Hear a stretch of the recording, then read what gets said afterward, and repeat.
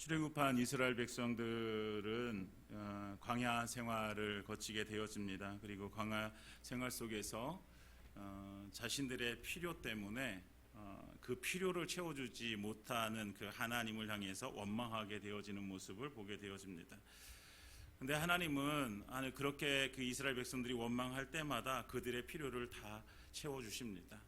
홍해 앞에서 그 생명의 위협을 당할 때에 홍해를 가르셔서 건너게 하시고, 물이 없을 때 물을 주시고, 먹을 것을 구할 때 그 먹을 것을 주십니다. 그런데 그럼에도 불구하고 그 문제가 거기서 끝나고 그 다음부터는 문제가 하나도 안 생기면 좋은데 또 다른 문제들이 생겨나게 되어지죠. 그러니까 그들은 또 문제 앞에 섰을 때 여지없이 또 하나님을 향해서 원망하게 되어집니다. 채워주시는 하나님의 은혜를 망각하고 또 다시 그 하나님 앞에 원망하는 그 모습들을 볼 때 좀 성경을 볼 때마다 답답하기는 하지만 또 이해가 되어집니다. 왜냐하면 하나님께서 살리시기 위해서 출애굽을 시켜주셨는데, 근데 왜 살려주시기 위해서 애굽에서 나와가지고 광야로 들어와서 가나안 땅을 향해서 가고 있는데 왜 이렇게 우리가 죽을 만큼 그 어려움을 계속해서 당하게 하시는지 사실 이해하는 것이 너무 힘들거든요. 그러니까 살려주셨고, 그리고 그런 여러 가지 기적들을 통해서 우리가 광야길을 걷게 하시면, 그러면 그 다음부터는 조금 더 편하게 문제없이 좀 길을 걸어갔으면 좋겠는데, 그런데 하나님께서는 그렇게 하지 않으시고 계속해서 어떤 문제를 만나게 하시는 거죠. 그러면서 하나님께서 말씀하시는 것이 뭐냐면, 모세를 통해서 이스라엘 백성들이 왜 그런 시험거리를 주냐면, 하나님께서 이스라엘 백성들이 하나님의 말씀을 잘 듣는지 안 듣는지 시험하기 위해서다라고 이렇게 말씀하고 계세요. 그러니까 하나님은 계속해서 문제를 발생시키심으로 인해서 이 백성들이 하나님의 말씀을 듣는, 하나님을 주인으로 삼고 그 주인의 말씀을 듣는 그 하나님의 백성들이 되어지기를 원하시는 거죠.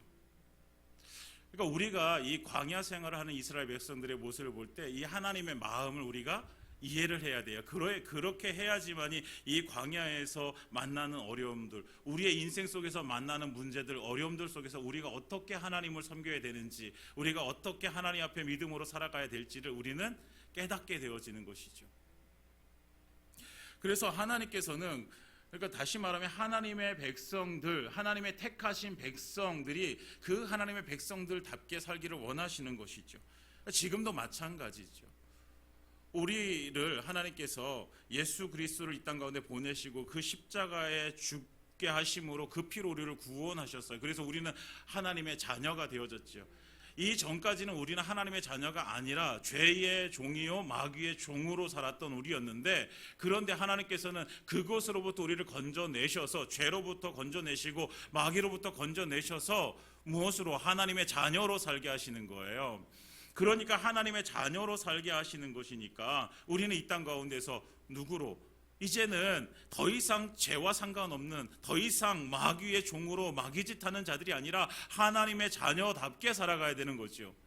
사랑하는 여러분, 우리를 하나님의 자녀 삼아 주셨다는 것, 우리를 위해서 예수님이 십자가에 달려 죽으셨다라는 것은 우리를 천국 가게 하셨다라는 이 의미 너무나도 크거든요.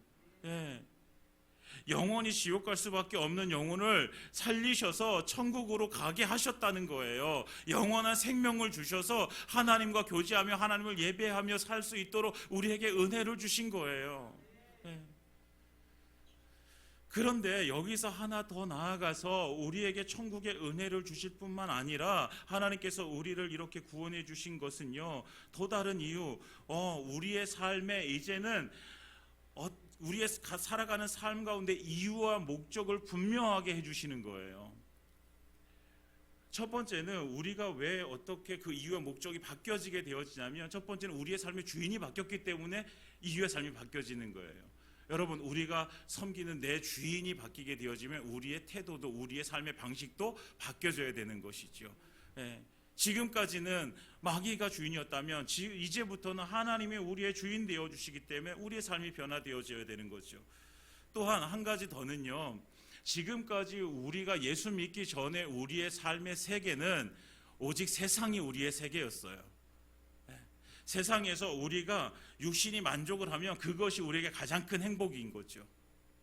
왜? 우리의 모든 세계는 다 세상뿐이었으니까. 그런데 우리가 예수님을 믿고 구원받은 이후로는 이 세상이 우리의 모든 이 세상이 우리의 모든 것이 아닌 것이죠. 우리는 무엇을 알게 되어졌어요? 하나님의 나라를 알게 되어졌어요. 그러니까 이제부터 예수를 믿고 난 이후에는 이 세상과 하나님의 나라가 모두 다 우리의 세상이 되어지는 거예요. 그러니까 우리가 육신의 만족을 누릴 뿐만 아니라 무엇에? 영혼의 만족을 누려야 되는 거죠. 그러니까 이제부터는 우리가 단순히 내 육신이 만족이 되어졌다고 해서 이것만이 행복한 것이 아니라, 만약에 이것만이 행복하면 우리는 어떠한 행동을 하더라도 우리의 육신만 만족시키면 우리는 오케이, 괜찮은 거예요. 근데 이제는 그렇게 살 수 없잖아요. 이제는 죄짓고 살 수 없잖아요. 하나님께서 원하시지 않는 일을 우리가 할 수 없잖아요. 왜? 우리는 이 육신을 살지만 또한 하나님께서 우리에게 주신 하나님의 나라를 살아가야 될 영적인 존재이기 때문에 그렇죠. 그러니까 하나님께서는 이 땅 가운데 살아가면서 우리의 주인이 바뀌어지고 우리의 삶의 이유와 목적이 바뀌어지면서 우리가 살아가는 모든 삶 속에서 우리가 하나님의 자녀답게 살기를 원하시는 거죠. 이 하나님의 마음을 우리가 알기를 원합니다. 나를 구원해 주신 것, 그냥 단지 천국 가는 것, 이것이 대일의 대전제예요. 이것이 가장 중요한 의미예요. 그렇지만 이 땅 가운데서 구원받은 하나님의 백성으로 살게 하기 위해서 하나님께서는 우리에게 하나님의 자녀답게 살기를 원하신다라는 거죠. 그래서 하나님께서는 시내산에서 모세를 부르시는 거예요. 하나님의 백성답게 살게 하시기 위해서 그들에게 무엇을? 율법을 주시는 거죠. 그 율법의 또 대전제가 되는 십계명을 주시는 장면을 오늘 우리는 보게 되어지는 거예요. 그러니까 십계명을 주시고 그 이후로 계속해서 세부적인 율법을 이렇게 주시는 거예요. 그러니까 모든 율법의 그 대전제는 십계명이 되어지는 것이죠. 그러니까 이스라엘 백성들에게 십계명을 주신 이유, 첫 번째는 우주의 창조자이시고 통치자이시고 우리를 구원하시고 인도해 주신 그 하나님과 더 깊은 교제를 나누라고, 사랑의 교제를 나누라고 우리에게 주신 것이죠. 하나님께서 우리에게 말씀을 주신 것은요, 이 말씀을 너 지키지 못할 거야, 너 이 말씀 지키지 못하면 너에게 내가 화를 낼 거야, 너를 저주할 거야, 너에게 심판을 내릴 거야 라고 해서 주시는 것이 아니라, 이 말씀을 가지고 삶으로 인해서 하나님과 더 깊어질 수 있도록, 하나님을 더 많이 만나고 하나님의 은혜를 더 많이 깨닫고 하나님의 마음을 더 깊이 알아서 주님께서 원하시는 삶을 살 수 있도록 우리에게 주시는 것이죠. 그러니까 하나님의 그 말씀은 그래서 사랑인 거예요. 그래서 하나님께서는 그렇게 더 깊은 교제를 통해서 영적으로 육적으로 더 풍성한 것을 누리게 하시기 위해서 우리에게 이 말씀을 주시는 거예요. 두 번째는 아까 말씀드린 대로 하나님의 택하신 백성으로 세속에 물들지 않고 죄와 타협하지 않고 하나님의 백성답게 살기 위해서, 세 번째로는요, 죄로 인해서 하나님과 우리 사이에, 또 우리와 또 이웃 사이에 그 관계를 맺어가야 되는데 기준이 없잖아요. 하나님의 백성으로 살아가야 될 기준을 만드셔야 되는데 그 기준이 십계명이 되어지는 거예요. 율법이 되어지는 거예요. 그래서 하나님께서는 이 십계명을 통해서 뭐예요? 하나님과의 관계, 이웃과의 관계가 더욱더 이렇게 편안해지고 그 안에서 정말 우리가 누려야 될 평화로운 삶을 누리기를 원하시는 것이죠. 그래서 하나님께서는 그러기 위해서 우리에게 이 십계명을 주시는 거예요. 그러니까 십계명은 말씀드린 대로 하나님의 사랑을 보여주시는 거예요. 하나님의 사랑. 율법은 보통, 하나님의 율법은 딱 고정이 되어 있어요. 하라와 하지 말라예요. 하라, 하지 말라. 그런데 우리는 이 명령을 받을 때 어떤 사람들은 그렇게 생각할 수도 있어요. 왜 하나님께서 내 삶에 그렇게 간섭을 하실까? 왜 하라 하지 말라? 그러니까 꼭 그런 거죠. 부모님이 자녀들에게 야 그거 하지 마, 야 그거 해야지 라고 하는 음성으로 듣게 되어지는 것이죠. 그런데 우리가 잘 생각해 보면 왜 부모님들이 그렇게 하지 마, 해 이렇게 말씀하실까? 자녀들이 미워서 자녀들의 삶에 간섭하고 그 삶을 내 마음대로 조정하기 위해서 부모님들이 그렇게 하실까? 부모님들이 미워서 때때로는 부모님들이 아이들이 잘못된 길을 갈 때에 하지마 이렇게 말씀하시다 그것도 듣지 않으면 때때로는 매를 들기도 하고 하잖아요. 그러면 미워서 그렇게 하시는 것일까? 여러분들 자녀들을 혼내고 하라 하지 말라 때때로 뭐 매를 드시는 분들 별로 없으시겠죠. 혹시라도 매를 들어서까지 그를 훈육해야 될 때에 그렇게 하신 이유가 자녀들이 미워서 그렇게 하시는 것이 아니잖아요. 그렇죠, 여러분? 자녀들을 사랑하기 때문에 하나님께서 그렇게 우리 자녀들에게 그렇게 하는 거예요. 그렇기 때문에 하나님께서 우리에게 이 십계명을 주시고 율법을 주시면서 하지 마 이렇게 말씀하시는 것은 그렇게 살아야지 우리가 살기 때문에 우리가 그냥 예수님 믿기 전에 아니면 우리가 하나님을 알기 전에 하나님 택하신 백성이 되어지기 전에는 세상이 우리의 모든 것이었으니까 그냥 그 세상 속에서 내 마음대로 해도요 그때는 상관없는 존재였어요. 그런데 이제는 아니라는 거예요. 하나님이 택하셨고 우리가 예수님의 피로 구원받은 백성이 되어졌으면 이제는 그렇게 살면 안 된다는 거죠. 그래서 하나님께서는 뭐예요? 하나님께서는 그 사랑을 담아서 말씀하시는 거예요. 해야 돼. 이건 하지 말아야 돼. 여러분 하나님의 사랑의 목소리로 들으시기 바랍니다. 우리에게 주시는 말씀을 우리가 왜 하나님께서는 나에게 이렇게 깊이 관여하시고 또 간섭하시고 왜 그래서 내 마음대로 살지 못하게 만드실까? 이것이 아니라 나에게 옳은 길을 가라고 사는 길을 가라고 하나님께서 나에게 주시는 하나님의 음성으로 들을 때에 우리는 이 말씀을 깨닫게 되어지고 하나님의 마음을 그 말씀 가운데서 알게 되어지고 그래서 그 말씀에 순종하게 되어지는 것입니다. 여러분 순종은 우리가 억지로 하는 것이 아니에요. 억지로 하는 것은 티가 나게 되어져 있어요. 그렇잖아요. 우리도 누군가가 나에게 이렇게 말할 때에 억지로 하면 다 얼굴에 나타나게 되어지고 하는 일 가운데서도 이것을 정말 성실하게 하는가 대충 하는가 이것도 나타나게 되어지고 그렇게 나타나게 되어지잖아요. 마찬가지로 하나님의 말씀을 우리가 받고 그 말씀을 우리가 순종할 때는 정말 하나님의 그 나를 사랑하시는 그 하나님의 사랑을 깨닫게 되어질 때 우리는 그 말씀 가운데 진짜 진정한 순종을 우리가 할 수 있게 되어지는 것이죠. 사랑하는 여러분 우리가 그렇게 하나님의 말씀에 순종하기를 원합니다. 그러니까 이 하나님께서는 우리에게 그렇게 사랑하는 목소리로 우리에게 말씀해 주시는 거예요. 그래서 이 십계명을 우리에게 주실 때에 우리가 그 음성으로 받기를 원합니다. 오늘 이제 십계명을 말씀해 주세요. 20절에 보면 1절에 하나님이 이 모든 말씀으로 말씀하여 이르시되 십계명의 수여자가 누구세요? 십계명을 주시는 분은 하나님이세요. 그 십계명을 받는 사람들은 이스라엘 백성들이죠. 그러니까 하나님께서 이스라엘 백성들에게 주시는 거예요.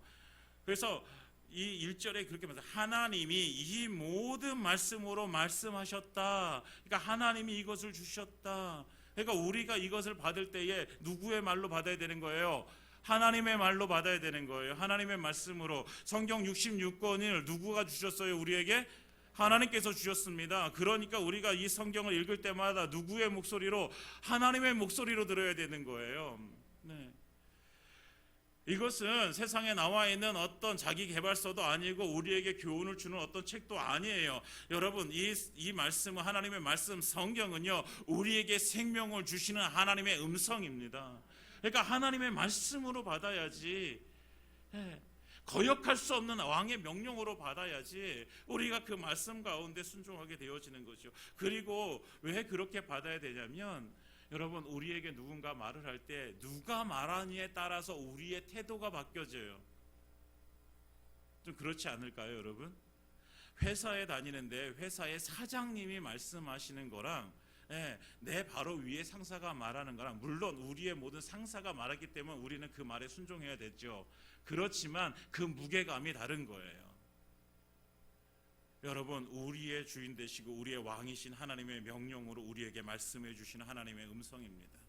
그래서 이스라엘 백성들에게도 이거는 내가 너희에게 주는 말이야. 하나님이 너희에게 주시는 말씀이야. 이걸 그래서 너희는 신중하게 생각해야 되고 이거는 절대적으로 받아야 되고 이거를 어기면 안 돼라고 하는 하나님의 음성입니다. 그래서 하나님께서는 그 말씀에 내가 너희에게 주는 말이다 라고 하시면서 2절에 그 하나님을 소개합니다. 하나님은 어떤 하나님으로 소개하냐면 나는 너를 애굽 땅 종되었던 집에서 인도하여 낸 내 하나님 여호와니라 라고 이렇게 소개하십니다. 여러분, 하나님을 하나님 자신이 소개하시는데 애굽 땅 종되었던 집에 너희를 구원해낸 구원자야. 내가 너희를 구원했어. 내가 너희를 거기서 구해냈어. 그리고 내가 너희를 인도하는 사람이야. 내가 인도하는 내가 신이야. 내가 인도하고 하는 거야 너희를. 그러니까 하나님은요 소개하실 때 어떤 이 온 우주의 뭐 창조자, 이렇게 뭐 통치자, 그러니까 하나님은 맞으세요. 그런 분이세요. 그런데 이스라엘 백성들에게 이 계명을 주실 때 소개하실 때는요 내가 너희를 구해낸 구원자, 너희를 인도하는 인도자라고 이렇게 소개하는 거예요. 이거는 조금 차이가 있는 거예요. 우리와 어쩌면 창조자, 통치자 그러면 저 멀리 계신 분 같아 느껴지지만, 그러나 이 백성들은요 얼마 전에, 몇 달 전에 그 애굽에서 나왔고 홍해를 건넜고 그 광야길에서 여러 가지 기적을 체험했단 말이에요. 그러니까 지금 이들에게는 그 너를 구해냈어, 그리고 너희를 인도했어 라고 하시는 하나님의 음성이요 저 멀리 계신 분이 아니라 지금 나와 함께 하시고 지금 나와 같이 호흡하시고 함께 길을 걸어가시는 그 하나님으로 듣게 되어지는 거예요. 그 하나님을 만나게 되어지는 거예요. 그러니까 이 하나님은 저 멀리 계시지 않는다는 거예요. 우리와 그냥 함께 하시는 분이신 거죠. 우리와 함께 길을 걸어가시는 분이세요. 그러니까 우리도 그럴 때가 있잖아요. 하나님이 저 멀리 계시다고 생각되어질 때. 그런데 하나님은요 우리의 생각만큼 멀리 계시지 않는단 말이에요. 우리 하나님은 우리의 마음속에 계시고 우리와 늘 함께 하시고, 그래서 우리가 잠잘 때도 지켜주시고 길을 걸어갈 때도 지켜주시고 우리가 회사에서 있을 때도 함께 해주시고 힘들어 지쳐 있을 때에도 함께 하셔서 위로해 주시고, 또 우리가 기뻐할 때 우리의 그 기쁨을 질투하지 않으시고 함께 기뻐하시는 분이 우리 하나님이신 거죠. 우리가 기도할 때에 우리의 그 기도에 귀를 기울이시고 그리고 그 기도에 응답하시는 분이시죠. 그러니까 하나님은요 그 삶 가운데, 우리의 삶 가운데 직접적으로 찾아오셔서 그 삶 가운데 은혜를 부어주시고 해결해 주시고 그리고 하나님께서 인도해 주시는 분이신 거죠. 이스라엘 백성들에게 하나님은 그렇게 말씀하시고 내가 그런 하나님이야. 내가 그런 하나님이야. 내가 그러니까 내가 너희를 구원했고 너희를 인도하기 위해서 다시 너에게 말하면서 내가 너희에게 10가지 계명을 주는 거야 라고 이렇게 말씀하시는 거예요. 이것이 하나님의 마음인 거죠. 그러니까 우리의 구원자이시고 인도하시는 하나님께서 주시는 명령, 우리를 살리시기 위해서, 우리를 인도하시기 위해서 주시는 명령입니다. 그러니까 하나님의 명령은요, 하나님의 이 계명은 우리를 힘들게 하기 위해서 하나님께 주시는 것이 아니라 우리를 살리시고 우리를 인도하시기 위해서 주시는 하나님의 말씀. 그러니까 이걸 억지로 지켜야 될 귀찮은 말씀으로 받지 말고 감사와 기쁨으로 자발적인 마음으로 우리가 이것을 받아야 되는 거예요.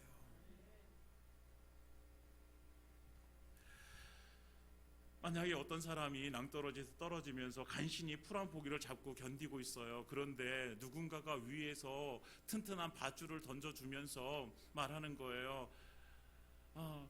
여보세요, 내가 지금 밧줄을 내렸으니 그 풀을 놓고 이 밧줄을 잡으세요. 그 풀은 당신을 살릴 수가 없어요. 당신은 그 풀을 잡고서 살 수가 없어요. 그러니까 이 밧줄을 잡으면 삽니다. 이 밧줄을 내가 끌어올릴 테니 이 밧줄을 잡으세요 라고 이렇게 막 말하는 거예요. 여러분 어떻게 해야 되겠습니까? 풀을 계속 잡고 있어야 되겠어요? 밧줄을 잡아야 되겠어요? 밧줄을 잡아야 되겠죠. 밧줄을 잡을 때 아니 네가 나한테 뭔 상관인데 나한테 이거를 던져줘서 잡으라 말라 해, 이렇게 따질 수가 없어요. 그걸 잡아야 사니까요. 네. 그러니까 그 밧줄을 잡을 때 어떻게 잡겠어요? 기쁘게 잡는 거예요. 자원해서 잡는 거예요. 감사로 그걸 잡는 거예요. 마찬가지에 하나님의 말씀은, 하나님께 주신 계명은 우리를 살리시기 위해서 내려주신 밧줄과 같은 거예요. 우리를 인도하시기 위해서 내려주신 밧줄과 같은 거예요. 지금 우리가 그걸 잡지 않으면, 다른 것을 잡고 살아가면 그것은 우리를 살릴 수 없기 때문에 하나님께서 그 밧줄을 내려주셔서 그거 잡으라고 말씀하시는 거예요. 그래서 우리에게 10가지 계명을 주시는 것입니다. 말씀을 그렇게 받으시기 바랍니다. 그래서 첫 번째 계명을 말씀해 주신 3절입니다. 다 같이 3절 읽겠습니다. 시작. 너는 나 외에는 다른 신들을 내게 두지 말라. 이것이 10계명 중에 제1계명입니다. 하나님 외에는 다른 신이 없다라는 것입니다. 그러니까 오직 신은 누구밖에 없다? 하나님밖에 없다. 유일하신 분이 유일신. 여기서 다른 신이라는 것은 허망한 신이라는 거예요. 허망한 신. 이 허망한 신. 1차적으로 보면 이 허망한 신들은요, 그 당시에 이방 민족들이 섬겼던 신들, 애굽, 팔레스타인, 가나안 이런 데서 섬겼던 여러 이방 나라에 섬기는 신들을 말합니다. 구약에 보면 많은 신들이 나오게 되었잖아요. 우상들이 나오게 되어져요. 되게 제일 유명한 우상이 뭐예요? 바알이죠. 바알. 가나안 땅의 신이죠. 가나안 땅의 신. 그리고 이 바알의 부인되는 신이 아스타롯이고요. 그리고 이 바알의 엄마 되는 신이 아세라예요. 이 바알의 아빠 되는 신은 엘이라는 가나안 땅의 주신이죠. 주신 엘이라는 신인데 엘은 잘 안 나와요. 그러니까 가나안 땅의 그 주신이 엘을 섬기는 것보다 바알을 많이 섬겼다는 것으로 알게 되어지죠. 그리고 암몬 족속에 섬겼던 신은 몰렉이라고 하고, 모압 족속은 그모스라는 신을 섬기게 되어지고, 블레셋은 다곤 신을 섬기게 되어져요. 그러니까 이 외에도 성경에 보면 여러 많은 신들이 나오게 되어져요. 그런데 이 모든 우상들은 뭐 하는가요? 허망한 신이래요. 허망한 신. 그러니까 신이 아니라는 거예요. 그들이 섬기지만 신이 아니라는 거예요. 하나님은 그런 신들의 허무함을 구약 여러 곳에서 보여주고 계세요. 그 중에 하나가 뭐냐면, 갈멜산에서 엘리야와 850명의 바알 선지자, 아세라 선지자가 싸우는 거예요. 여러분, 우린 이야기를 다 잘 알고 있어요. 열왕기상 18장에 나와 있는 말씀이죠. 북이스라엘의 아합 왕 때에 엘리야 선지자가 활동하게 되었는데, 엘리야 선지자가 이스라엘에 비가 내리지 않을 거라고 이제 예언을 하게 되어져요. 그리고 3년 동안 비가 내리지 않습니다.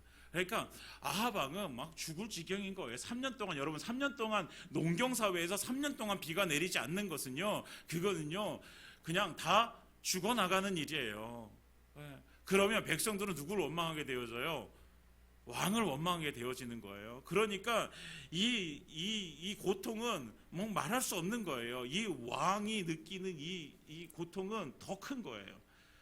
그러니까 아합 왕이 엘리야를 이제 상대로 막 일을 가는 거예요. 내가 엘리야 만나면 이제 잡아 죽이겠다 내가. 근데 이제 엘리야 그래서 피해서 도망 다니게 되어져요. 근데 어느 날 하나님께서 엘리야를 만나 주시고 엘리야에게 아합 왕에게 가서 네 모습을 보여라 라고 이렇게 말씀해서, 엘리야는 하나님의 말씀대로 따라서 가게 되어지죠. 그 아합 왕을 만나고 아합 왕이 이스라엘을 괴롭히는 자야라고 이렇게 부릅니다. 엘리야를 향해서. 그랬더니 엘리야가 뭐라고 합니까? 내가 이스라엘을 괴롭히는 것이 아니라 당신이, 아합 왕 당신이 여호와의 명령을 버리고 바알을 따른 것 때문에 당신이 그러니까 괴롭히는 것입니다. 그것 때문에 하나님께서 이렇게 벌을 내리신 거기 때문에 당신이 이스라엘을 괴롭히는 것입니다.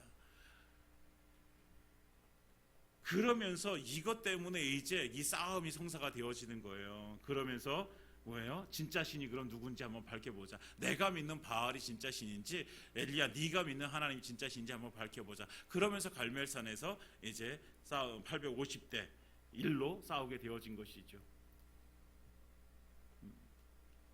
문제는 뭐였어요? 제물을 놓고 하늘에서 불이 내려와서 이 제물을 태우는가. 누가 이기는지 우리는 다 알고 있죠. 하나님께서 불을 내리셔서 이 제물을 다 태우십니다. 엘리야의 승리로 끝나게 되어집니다.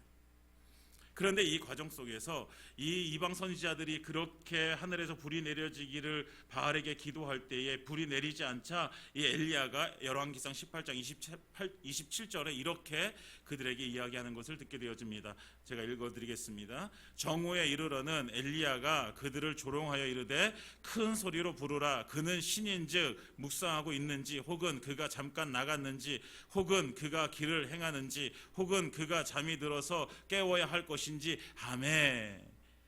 그러니까 엘리야 선지자가 뭐라고 하는 거예요? 너희들이 그렇게 신이라고 믿고 있는 그 바알이 지금 신이 아니라는 것이 증명되고 있잖아. 그가 잠깐 졸고 있는지, 그가 어딜 나가서 지금 나가서 길을 걷고 있는지, 그가 지금 무엇하는지 안 내리고 있잖아. 안 내리고 있잖아. 그러니까 이 조롱은요, 그들이 섬기는 신이 바알이요 참신이 아니라고 하는 거예요. 여러분, 바알을 신으로 섬기지만 그러나 아무것도 할 수 없는 그 신을 섬기는 그들, 그 신의 허무함, 이 허무한 신이라는 것을 엘리야는 분명하게 보여주고 있는 거예요. 아무것도 할 수 없는 허무한 신, 그것이 증명되어지는 것입니다. 사랑하는 여러분, 하나님만이 참 신이십니다. 세상에 어떤 것도요 하나님의 자리를 넘볼 수가 없어요. 그런데도 불구하고 하나님이 아닌 다른 신들을 하나님의 자리에 두는 것, 그러니까 이 허망한 것으로 이것을 신을 삼고 이것이 나를 지켜줄 것이라고, 이것이 나를 보호해 줄 것이라고 그렇게 여기는 것은 하나님께서 그래서 제일 첫 번째 계명으로 그러지 말라, 나 외에 다른 신을 내게 두지 말라라고 말씀하시는 거예요. 근데 1차적으로 눈에 보여지는 그 이방 사람들이 섬기는 그 신이 이 신이 허망한 신이라고 한다면, 2차적으로는요 허망한 신은 하나님을 대신해서 존경과 경배를 받는 유형의 무형의 모든 것, 그러니까 물질이나 어떤 사상이나 어떤 생각이나 어떤 철학이나 하나님의 그 권위에 도전하고 하나님의 말씀에 위배되어지고 하나님의 자리를 차지하고 있는 그 모든 것들이 다 허망한 것이라는 거예요. 허망한 것. 사랑하는 여러분, 하나님 외에 우리의 삶에 1순위가 되어질 수 있는 것은 없습니다.